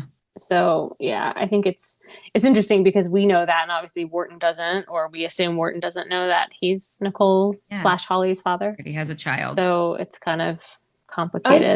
I do think he cares about this unborn baby though as well. I do too. Yeah, I do too. I do want him to care about this child. Obviously. No, of course. I think it just adds to how complicated it is though, because it's like, I mean, obviously with Holly, she's out, but. He's still, June is telling him, be an example to your children. And she's like his love child, this Holly. So it's, this other baby was just born because it's Gilead and or not born yet, but created. A ritualized child. Yeah. It's not like out of love. So I guess I'm sure that feels different. He hasn't bonded with this child yet. It's not born. Yeah. But I think it's complicated for him to imagine being a good father to both these children that exist in different worlds, I guess is what I'm trying to say. Right. That is a good. And That would Gilead be- is different, right? Gilead Gilead is is different. so different. Yeah. I think he definitely feels like he's scared. He's scared as soon as Warden mention the family as his son. He's like, he reacts to that Mhm. and stop trying to lie and just becomes obedient. Yes, I agree. Yeah. Man, it's so like depressing because Nick was just trying to like spend one night with June and like get some comfort. And now this contrast of like the potential opportunity for him to like just cuddle with June, and now what he got with Wharton, and he's getting smacked down for hoping for nice things over and over again. And it's not just the nice night. Like, he could actually perhaps, it almost seemed like, convinced her to like to leave with him, you know? Yeah. Had Yeah. Wharton just gone to fucking DC. I think that's what he Yeah. was really hoping to have that conversation with her that night. Absolutely. For sure. Just bad timing. Yeah, so it wasn't even just the sleepover. Like, he did want the comfort, but he really wanted to have an actual amount of time to have this conversation with her. Definitely. And I agree that I think episode 3 like encouraged him to do that, because I think that like their love was so palpable that he was like, okay, I can do this, you know. Right. I did want to say, when Nick picked up the call in his office initially when June called, and there was this horse statue that had like one leg up. I remember my dad as a kid was really into like what flags are supposed to be higher than others, and he taught me that statues, like whether the horse's legs are up or not, meant whether the soldier had died or not. And so when it had one leg up in the statue that was featured, I was like, oh shit, maybe that's a clue. I hope it's not the dead one. I've forgotten. So I went and looked it up, and the one leg up, if it means anything at all, just means that the person is wounded in battle. So can live with that. If it means He's anything at all, which it definitely, probably wounded doesn't. currently. Emotionally. Yeah, at least. right? Yeah. Just emotionally. Yeah. Good point. Yeah. He's already emotionally wounded. Definitely emotionally wounded. Just that. At this point, June's wisely given up on the idea that Wharton had just come back for his passport or something, and she runs through the pouring rain down to Serena's house. Serena lets her in and wants to know why June's here, so June lies quickly and successfully. She was asking Nick to leave and be with her and Holly. Serena's so funny. She's like so moved that she has what she believes to be actual evidence that June and she are actually girlfriends now, I feel like. Here to commiserate about boy problems. She gives June advice June has no interest in, and points out Serena isn't exactly innocent in the relationship between Nick and June. And they bicker over that briefly, since that was technically the reason Serena had to stay in her fancy prison for a whole season. When Serena points out how dangerous it is for her to shelter June, June holds her eye contact and reminds Serena she owes her. Which reminded me the owing thing of, was it in season 3 when Serena asks June to contact Luke so that she can see Nicole? Yeah. And June is like, I want you to owe me. And it's just reminded me of that. Like, she's like, June is holding on to this. You owe me That's forever funny. because of this. She owes her for so much shit, but that is such a good point. I forgot about that. I had totally forgotten that was the reason why Serena actually went to prison, like in that scene where Tuello's like, you forced the handmaid to have sex with Nick. Like I'd literally totally forgotten about that. So I'm glad that was brought up again. And I thought that was quite funny how she said. Yeah. Yeah, that was one of the charges, was like the charge was like of raping both of them, basically. Yeah, that's like the only reason. I thought it was funny when she said, "What does your husband say about all of this?" Yeah, I did. Just really That was thought hilarious. that was funny. TBD. Like as if June's like telling Luke, "Hey, I'm gonna go back into Gilead to try to convince Nick to come to Alaska with me." Bye. Meanwhile, Moira See you has later. already shown up at the Mayday camp, and Luke is like, what the fuck? Where did June go? Right, yeah. And Moira knows that she was waiting for Nick to pick her up. So, Assuming so, yes. When Serena brings June close, she again pushes the God seems to really want us together thing, and I enjoyed June's response. I really wish he'd do other things. It was so good. And then Serena dishes about her guy. Rose's father is going to be her husband. June immediately makes the Nick's mother-in-law connection, and then makes Serena feel bad with the way she says, "Okay, Mrs. Wharton." I love how she says that about Serena being Nick's mother-in-law, because it just reminded me like earlier in the episode when she's finding out about Naomi and Lawrence, and I feel like June is just arriving at the soap opera like mid-season. Yeah. She's like, catch That's me up, true. like give me like the Wikipedia article on what's happening here, because this is crazy. That's really funny. Yeah. When Serena defends him as unlike Fred, another great line from June, was Fred like Fred in the beginning? Mm. And ultimately points out she's still subjugating herself to a powerful man. Serena is highly displeased with this conversation and ends it with a threat. And that descends into a full fight. Serena admits she was awful once. And June says, but we're all thinking once. All right. Serena tells her she's tried and asks why she won't forgive her. And June just admits she can't. And then they split up for the night. It was a fun scene, though. I liked it. Yeah, I did too. And I liked when she said a few things really. When she said, reminded Serena that New Bethlehem is only really merely better for Serena. You know, it's all about Right, that's the key. her. Yeah, exactly. And how she feels about the situation. And also when it reminded me so much of the earlier seasons, the way that Serena approached her after June had said, you know, it isn't merely better for her. And she's like, you're awfully foolish, you know, to say things to the one person who is protecting you. It really reminded me. Yeah, that was of how old Serena. Yeah, that was old Serena, like how she approached her and like, yeah, it was, I liked seeing that because that's the dynamic between them that, you know, is so like. Organic, the original. Yeah, that's how we came like to know them. Yeah, exactly. So it was interesting how in that moment she went back to, you know, Right. like in the 'Cause Waterford it's still house. there. Yeah. Yeah. Yeah, It's like exactly. the train, like she's done so many times this season so far, where you get these glimpses of like, no, this is really who you are deep Yeah. inside. I noticed that the houses in New Bethlehem are just like such a stark difference from actual Gilead houses. Like, it's no longer Yeah. a return to traditional values, and I feel like they're really highlighting that with like when they show in the next scene. But when they show the kitchen, it's like very modern, like everything's just super modern. It feels like an Airbnb. Like Yeah. obviously Gilead's trying to present like a softer, Yeah. more progressive face Yeah.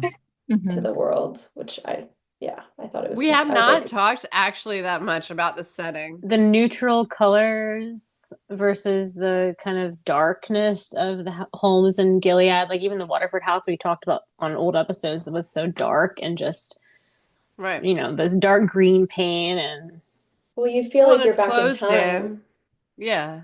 And then these are like open and you've got the ocean and light and it's airy and bright And modern Right. finishes, like super. I would live in one of these houses. I They're would. really I nice. know. If I You're had a New to, I Bethy. would be a New Bethlehem girl. Yeah. Definitely. Same. I would. I'd be like, I'll honey. take the ocean, the lake view. I'll take it. You gonna wear the Let's culty go. Easter clothing? I'll be Yeah. performing Easter egg hunts. I'll do that. Every day on the day. Gonna wear Every day. pastels and Trying to find the eggs and in the grass and with the bunnies. It's so sad because I can totally see you doing that. Like, It's just like, ooh, there's an egg over there. Yeah, no, I can now see you in the whole outfit and everything. I like it. I want to see it. I kind of did like her purple. Me outfit. I thought that was very beautiful. The color on It was. Serena was like stunning. Yeah. it is. She's gotten some very poppy colors this year, for sure. Yeah, all of her outfits I feel like are very stunning on her. Yeah. Yeah. I think it might be Well, I her, think a but- paper bag might look good on her, you know? Yeah, she's Exactly. obviously beautiful. I was just going to say that when she said Fred wasn't Fred until he was, I feel like that's just like an ominous line to like what's Yeah. coming. Right. Yeah. Mhm. I'm Yeah. looking forward to finding out. Foreshadowing. Yeah. Definitely. That's what I was trying to say. Yes. Foreshadowing for sure. In the morning, the light is coming in again. So pretty. Seems June slept soundly at least. And Serena has to wake her up. I did have to LOL though at Serena having a flannel shirt in her closet for June to wear and jeans. Insane to me to think that Serena has a fucking blue That is flannel very shirt. funny. Yeah. And they fit her perfectly. Yeah, she just has an outfit that looks like something June would wear anyway. Yeah. It's just in case she stopped by. Exactly. It's possible she really wanted this friendship so badly that she She was hoping acquired it, so hard, praying and but it's a bit of a hoping. She stretch. gathered clothes for her just in case. Yeah. But it's I also feel like it's a missed like moment of humor to make her dress up in like Serena outfit. Oh, Like, that would be- I totally. would have loved that. Yeah. That would have been amazing. Totally missed. Like, look, you're at my house. This is all I have. Wear it or Like don't. a pastel pink pantsuit. Uh-huh, Here you exactly. go. At least purple the one. robe or something. Yeah. Yeah. Anyway, but in wonderful news, Rita's here. Serena invited her over to see June, which was very thoughtful of her. I will give her that. She leaves them after a minimal amount of bickering over baking, and June and Rita can catch up for a second alone. June invites Rita to help Mayday, which clearly makes Rita uncomfortable, and she explains as much. She's here to protect her family. It's not so easy always choosing the brave thing. June is super understanding and pivots to asking about Rita finally finding her sister. I thought Amanda Brugal was very good in this scene. Like the emotion, you could really tell in her face, and like her eyes were like tearing up. She just wants I thought- peace. Yeah, She wants I know, peace. which she has earned, right? She has earned it. I Yeah. don't blame her. No, how do you decide? How do you decide, all right, No. I'll give up the rest of my life to fight this, or I could have peace with Yeah. my family, you know? She's It's just- having peace right now. And Yeah. Serena arranged the little lunch, reminded me of the callback when she arranged the lunch with the handmaids. yeah. Remember? Mhm. She's trying to be nice to June. Like me more, June. Here's I lunch love with that your she friends. cooked for them this time, and it Mhm. wasn't Rita cooking for Right. her. Yes. Yeah. Oh, because she can't make her in New Bethlehem. She can't make Rita do Right. that. Right. And then Rita's comment to June, like, you don't need to speak for me, because June know. is starting to speak for her. I That like was that funny. too. I liked all of it. Whole good Yeah. writing. Great writing. It was good that June was accepting of Rita's stance on this. Like, obviously, at first she was a Yeah. little bit unsure about it, but then she's kind of like, "Yep, I understand," Right. and it was nice to see she that. wanted to go back to Alaska with everyone like 5 seconds Yeah. ago, so she Yeah. better be able to understand. And I don't know that she would have been understanding in past seasons, so it was nice to see that. Right. Mm-hmm. She's grown. And then Lawrence is teaching Charlotte chess while thinking about killing all the commanders. Naomi comes in, horrified that he's teaching her chess when she's missing what? Her art lesson? Is that correct? Mhm. Yeah. Or Mhm. music Didn't or write that. something. Music. There was Right. an art lesson. Yeah. Art. And then Lawrence does the idiotic thing that everybody in town is doing right now, which is telling everyone clues about the plan. He's like, oh, you don't have to worry about this anymore, Naomi. We're going to wipe all those commanders out. I'm like, why is everyone... It was like in our Josh Charles interview when he said loose lips sink ships. Yes. He needs They to do. tell these people that. That's true. I just love these two together. They're adorable. Like, I know. I just Their love it. banter. Me too. Yeah. I just love Lawrence with how he's With the child, the daughter. yeah with Yeah. Angela and Charlotte, that he's Yeah. kind of taking this role on to, I don't know, just teach her things. Like, it's really cute. He's good with kids. He has always been Yeah. good with kids. Yeah. Yeah, he's Yeah. always shown to be really quite endearing around. I think it's what he children. missed having, because I know he and Eleanor didn't have kids. And I think it was because Yeah. of her mental health. He Mhm. didn't Yeah. want to Right. put that on her, but I'm sure it's something that he always wanted, you know, 'cause he Right. just seems to be Yeah. gravitated towards that. Maybe Janine and Lawrence and Charlotte will escape. Hey, I could see that Obviously, trio. that's not happening.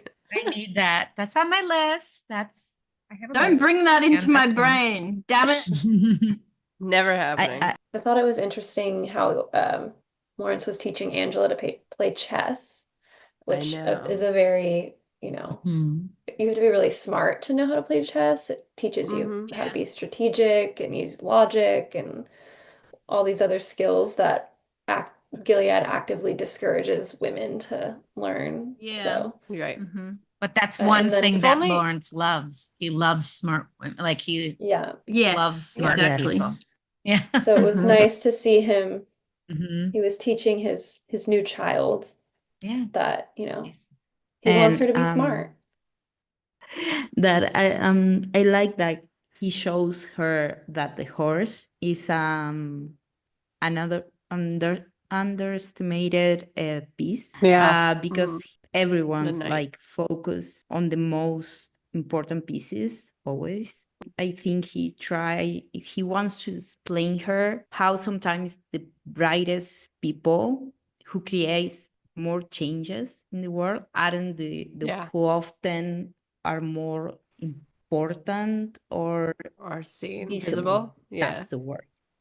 Prominent, Exactly. visible. Yeah.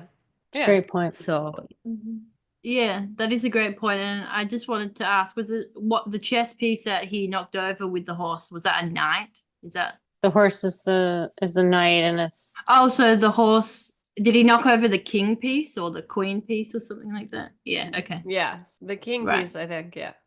And I think that it's probably, hopefully, foreshadowing. yes. I hope so. We'll see. June finds Serena's writings laying around and they concern her. This is Serena's diary, or I guess we're assuming that this is her draft of her Book. next book. Next book. Yeah. It says the handmaids, though their role was misunderstood by many, were a vital part of that mission. The people called me the mother of the revolution, a title I accepted with humility, lol, but also with the weight of responsibility. I was the voice for a return to faith and to a society where women were revered for their natural role as mothers and nurturers. The handmaids, though their role was misunderstood by many, were a vital part of that mission. The handmaid system came with many unforeseen challenges. Unforeseen. So funny. That's rich. There were sacrifices to be made, not just by the handmaids, but by all of us who believed in Gilead. We were willing to make the hard choices, to endure the scrutiny and misunderstanding, and then it kind of gets fuzzy. But yeah. I think that's probably the gist of it. Yeah. It doesn't seem June is thrilled with reading these passages. No. She should not be. Right. But we don't hear more about that because Nick blows through the door in a rush that is very unlike himself. But he's about to be as vulnerable as he's ever been before and ask her to do something he's always wanted, to choose him, to leave now and go to Paris with him. He's sorted out all the documents. He loves her. He knows she loves him. And I'm sure she's going to say no, but like a sweet no. But she doesn't. Instead, it seems like she's going to say yes when she finally smiles and says between kisses, "You're crazy." He says, "I know," and they kiss again, and it actually seems like she's finally choosing him, and I'm just going to count it for that. 100%. That was her way of saying yes to in my head. Absolutely. Yeah. Well, and it was after a long period of like thinking about it, kissing, being like, "No, I can't leave everyone," and he's like, "Yes, you can," and they kiss some more, and then she's like, And Nick being like, "I'm gonna bring your mom and our kid to Paris with us." "Oh, right." How could she not? Yeah. Your mom will bring Holly. He's like, "We can get your mom and Holly," which they're officially just calling her Holly now, which is amazing for all of us Holly supporters. But yeah, he's got a full-on plan. It's not just like we're just leaving real quick. It's like, no, we're gonna. No, been well thought out. My one question was, what about Hannah? You know what I mean? That was my one thing. And I was very surprised that I guess June was in the moment there and she didn't say like, "Bro, I can't leave," like Hannah. But also, she was gonna go to Alaska. Yeah, this whole season, Hannah's not. She's kind of That's given true, up on which- Hannah, which is a function of the which Testament. annoys me. Like I remember she did obviously say to Rita, like, "I still have, Hannah in that previous scene." So it's like she Right, but she's been trying to go back to Alaska. Yeah, so- it's like she thinks about it in some scenes and then other scenes it's like, "No, I'll do this." And then I do think this would have come up in the car on the way to the Yeah. airport, though. Right. Like, I think right. they would have had this conversation. I just feel like maybe in past seasons that she would have immediately mentioned Hannah, whereas this season it's changed for sure. a little bit, Well, I think she also just wants to run away with him. Finally, she's like, "Wait, we've been saying this to each other like Yeah. all the time, and now we can go. He's You got actually the arranged passports it, this yeah. time." Like before, it's like, "I wish I could have run away with you," or "I wish I could have driven." Now he's like, "I got the passport, buddy. Let's go." She's like, "Okay, all right." I don't disagree that she wouldn't have made it all the way to Paris before she realized, all right, we probably shouldn't do that. Unless Go for a few weeks. honestly, Just it would have be a very nice to take vacation. a vacation, yes, Yeah. and then come back. That is the best option for both of them. But regardless, the fact that she's so in this moment and is like, "You're crazy," and smiling and kissing him, and it's like very joyous, positive. She needs to fucking choose him after he's discussed this in episode 3. They will never, this whole Luke situation, I like Luke as a character. It is insane to drag him along this when you're showing every scene they're so madly in love, you know? Yeah. Yeah. Like, there's no way you come back from that. There's no way you tell me that she gets back with Luke and they live happily ever after. So, like, let that part go. Yeah, well, it's selfish to Luke, right? It's selfish to Luke as well. That Yes, he can be happy. He he deserves somebody that loves him that they'll way. never move on for each other, as in, they're always gonna love each other because that's Like family. real. I think it's sort of like in the early episodes, he has realized that, this isn't what it used to be. I think he's finally realized that, For sure. Yeah, They'll always be yeah. family. They'll Yeah, always have yeah, exactly. family love. Right. But I think one thing though about her thinking about this is that Luke is suddenly really invested in Mayday. And like June has been fighting for Hannah all this time. And it's like now Luke is actually fighting for this. That it's like It's his turn now. I could sort of understand in a way her just being like, I need a break from like the trauma that I've experienced. Like not that that's the right choice necessarily, but I can sort of see her thinking like, I'm not alone here fighting for this anymore. And I've got, my people that are working on liberating. You mean so that she could go to Paris for a bit, or what? What do you mean? Yes. Yeah, I agree. She needs a fucking break. She needs a vacation more than anyone. Well, and just a note on the selfishness for Nick. At first, I was a little put off by his urgency just because it was so desperate. like I wasn't sure how to take it. Right. It's unlike him. And then I was like, well, you know what? I thought to myself, I was like, you know what? He deserves to be selfish too. Like absolutely. He has been so selfless with her and done everything for her. He's put his life on the line. He's put a lot on the line. So I was like, good for him. Yeah, I agree actually. Yeah. But it took me a second. Well, it was awkward because, he was desperate. It's just different than what we're used to seeing from him. It was very direct. Yeah. Right. And June has no idea probably why he's so desperate in the moment, right? And it was more rushed than he would have liked, I think, to propose that idea to her. Right. Yeah. Shit blew up overnight that he did not expect. Yeah, he meant to do it at night, like sleep over and have a little whole sleepover, night. and then he was going to tell. And nothing huge has gone wrong in the meantime. It's just normal Gilead shit, and I killed somebody, but not what happened. Yeah. Makes me feel a lot better now that you guys have explained that to me, because initially when I watched it, I was just like, which was an hour ago, correct? It was. You haven't had processing time. But it's good. It's good though, because probably others watching it would probably feel the same too. Like he's literally just come up with this plan because he's fucked in like. I think that's how it's meant to. Yeah. It's meant to look like that too. It is totally. But now that you've talked through it a bit, he'd had this plan obviously for a little while. It wasn't just when he had fucking told Wharton about what's happening at Jezebel's, even though I don't like that, and I'm hoping it's for some other reason than saving his. But like, why? What do you think he should have done? He was painted into a corner. He could tell him that June's outside. Totally. Or he had to tell him something that would buy. Totally. I get that. I just don't like it. Well, nobody likes it. It's fucking Gilead. It's Why do you horrible. watch the show? I do like this show unexpectedly from all this trauma. I'm just kidding, but everything is horrible.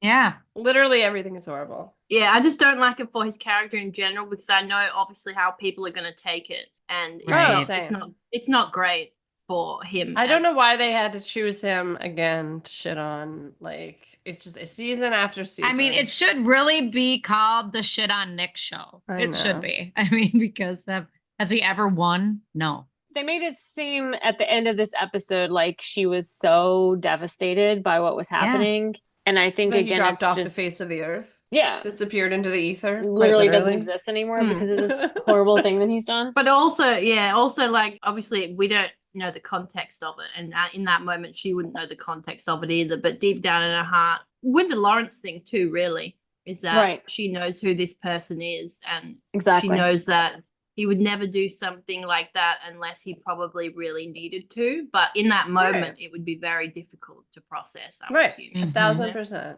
And June gets so angry. So I fully expect her to be angry for the next episode. And I hope it's not like longer than that because it's not that bad.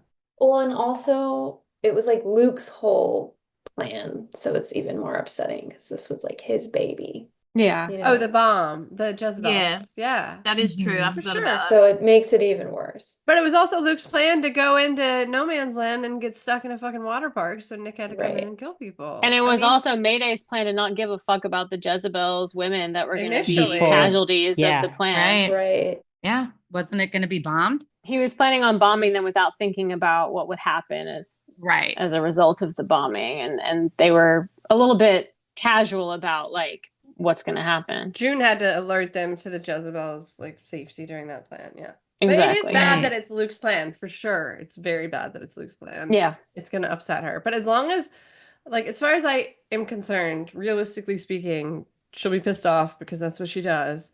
Yeah. But there's like a trail of bodies in her wake. I hope the people don't die from this, but he picked a plan that's a week away. Yeah. And, you know, he thinks that there's time to tell Mayday. It can cover for his guardian killing. He can say that he learned it from the guardian in the hospital. It was just a very Exactly. quick answer to Wharton being literally in his personal space saying, tell me what's happening right now. He had to say something. He had to say something. Right. So he said this, and it's not a plan that they're doing at the moment. It's not going to kill Luke and Moira. It's not, you know what I mean? Yes. So, like, for me, it just doesn't seem that bad. No, they can get a new plan. Yes. Yeah. It's not an imminent plan that was going to happen in 2 hours. It's a plan that they said is a week away. So they have time to make a new plan. Right. And they were choosing different targets like a couple days ago, right? It's not Yeah. the end of the world Yeah. to change this target. It's very interesting the way the show addresses this kind of like complication between like individual personal survival and freedom and recovery versus the big picture, because that's always going to be in conflict. It's like when Tuello was, you know, trying to use Fred to get intel, and June is like, you know, she wants him to burn in hell because of what he did to her. But I don't know. I just feel like the show does a really good job of like I do too. of showing that extremely kind of difficult to even really face Right. reality, that's always going to be a conflict. And Nick is right in the middle of it because he's being used by Tuello and also trying to, you know, save the people that Right. he loves. Well, and Wharton is living in his house. Yeah. He's just Yeah. too much. There's too much on with him. But it's Oh, there's too much. it's interesting to me because, like, you know, we've heard lots of interviews from cast and people saying that, you know, there's this big betrayal. Nick betrays June. And maybe something else happens beyond this. I hope not. But if it's just this, I don't think it's a big fucking deal. Like, they've been Yeah. through No. so much up until now. They can overcome this. For sure. Yes, but I think the problem here is that the plan wasn't just June, it was Mayday and Luke and affected a lot of people. Yeah, but that's what happens in war, which is what she Mhm. said. Yeah, but I feel like she was so guilty about her decision to tell Nick about it. Yeah. You know, that's the problem About Mayday thing? about Mayday. Yeah. Why though? Because she just fucking told Lawrence 5 seconds into their renewed relationship. Yeah. Yeah, but yeah. she didn't want to say anything to Lawrence until he said about the hanging thing. Mm-hmm. So I think June was like trying to not to trust Lawrence, Serena, but she went direct to Nick and said, "Hey, can you help me?" And Which is also a very, very limited viewpoint of June, because she's not thinking about the fact that Nick is literally like she said in episode 3, you're playing both sides. So Right. she has to expect that this is going to happen from time to time, that he's going to have to say things He has to play the other side. to Right. play the other side. Yeah. Right. He can't hold his position as literally he's the head of security in Gilead or in New Bethlehem. He's like reuniting families in New Bethlehem. Like, what happens if that all gets blown to pieces? Like, it's not just about his life. It's about him being able to continue these operations that he's doing. They're actually very peaceful and potentially very helpful. But the second that Wharton either kills him or suspects him and he gets removed from that position, he loses all of his control over the things that potentially that he's trying to do to actually peacefully make things better. So I think that's like important to think about too, personally. Agreed. But yeah, they've done a really good job, I think, in the scene of showing just like how like manic and like destroyed Nick is by everything that's happened throughout this season and previous seasons. Mm-hmm. I felt like he was just completely losing it. And I don't blame him. I mean, you just No. had somebody grill him about guardians that, you know, have showed up dead, and then Well, and he knows he fucked up too. He is concealing that. I'm not gonna lie about the fact that he's like, yeah, I believe he would tell June right after this, but he knows he fucked up. yeah, And he's in a rush to get Ugh. out of there and be able to tell her in a controlled, peaceful place. I don't know. right. I felt like the closet that they were in, that it just looked like a confessional booth, which It did, I yes. It does. found very symbolic. I Googled what the symbolism of a confessional booth might mean, and it said confessionals are places of truth and judgment, symbolizing moral reckoning, and confessionals often symbolize a path to redemption. Mm, So I don't know. I just thought that was kind of interesting. very. It is. That was really smart It's too. like a turning point for Nick. Yeah. It's not just about June's betrayal that she's feeling, but about the audience and how we are all gonna apparently view him. Right. So And Nick, like, I feel like it's good. The focus is probably going to be on June's reaction to Nick right now, but like, Nick is still like having like a crisis in his life. Yeah, It's about to he's get a worse. target. He's got a big target on him. So Right. And he's mentally just like completely spiraling ever since the Guardian death. right, would right, she prefer he die? I Right. mean, I guess so. That was the alternative because he was going to choke or he had to give him something, you know? I assume they're moving all the handmaids to the fertility center that Lydia created, and that's probably not true because it's Handmaid's Tale, but I don't know. Since they brought that up this episode, I would like to think that. I think the only way that she actually would not forgive Nick is if Janine got killed, but I don't think the show would do that. Oh, that's a good point that I didn't realize that they said they were gonna move them to that would be a hope, because then it would be like, well, they're out anyway. Right. I mean, it's not even necessarily a bad thing, but if Janine got, we don't know what's going to happen. But what he did was not actually a betrayal. Don't you think a betrayal should mean that you're like maliciously betraying someone? Not that you're Yeah. forced in Yeah. a spot to choose between saying June's outside or giving up a plan. it wasn't an intentional, he went behind her back. He Right. didn't A betrayal just, I purposely. think that's the wrong word. Yeah. Also, literally, was it the last episode when she's talking to Janine about, anyway, when Moira gets angry at June for trying to get Moira to escape that very night from Jezebel's, which would then risk the entire Mayday plan and fuck the entire Mayday plan. She, Moira gets mad at her, and I'm like, well, Moira, you should understand that since you did that with June in Chicago. But the point is, June herself tried to blow up this Jezebel's plan for personal reasons that are good because we've all got these personal stakes, in this war. So it's very hypocritical of her if she really is, whatever. I don't believe she's going to be done with Nick after this. I have no idea. I guess we'll find out. But it would be insane for her to be done with him when she tried to blow up the plan herself last episode, Mhm. Yeah. I think that this was like obviously the dark side that they've been promoting that might happen, because clearly like you can see as the scene sort of backs away, Nick is in the dark, June is in the light. Physically dark, yeah. Mhm. I mean, literally dark, yeah. Yeah, and they've been advertising this like someone turns to the dark side, and I don't think he's permanently gonna be there, but I think this is that dark arc they've teased. I don't think this is the dark side. I think this is just what happens in war. Right. It's not actually a dark side, it's just No, he's not maliciously being like, haha, No. I'm gonna blow Luke's Mayday plan. Like, No, it's not even remotely malicious. It's, I'm not going to let myself die right here or expose June. yes, like, oh my God, I want to live. I want to live, Yeah. and I mean, I guess people might get upset that he wants to live and he blew the plans, but it's like people certainly don't get upset when he puts himself at risk to save Luke and Moira. Nobody cares Right. that he is Right. risking his life to do that. And honestly, killing those two guardians, that put a huge target on him. Nobody cares about Nick. That's so sad. Nobody cares that if he risks his life. Truly nobody cares about him, and that really fucking sucks. Yeah. Right. He's risking his life. He's doing things nobody apparently cares or sees it. And that is, I don't know, that's the one thing that bothers me about the show, I guess.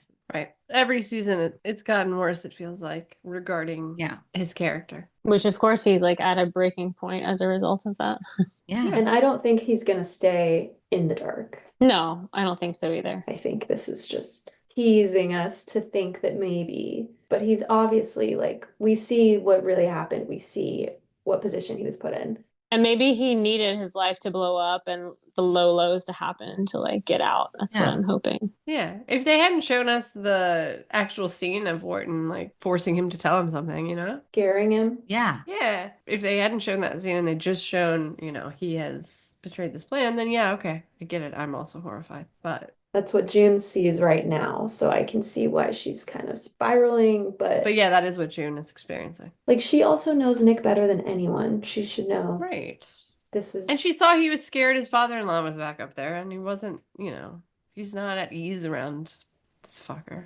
Yeah. I really like when Nick says, "I know you love me too." It's such a weird thing to hear him say because he's so like, I just know this. Like we're not used to him Yeah. feeling confident about anything to do with June, I don't think. Or just, I don't know. No, but he was very confident there. Yeah. And I'm like, this is the moment that he doesn't feel like nothing. Like this was the moment for me, Yeah. which is what he says at the end of, season 5. yeah. Yeah. And so I felt like that was really a turning point in a way. I mean, obviously he's a little bit like spiraling, but I liked that he, in that moment, really could actually feel it and could tell that she loved him. Yeah. I know. I feel for him right now. Yeah.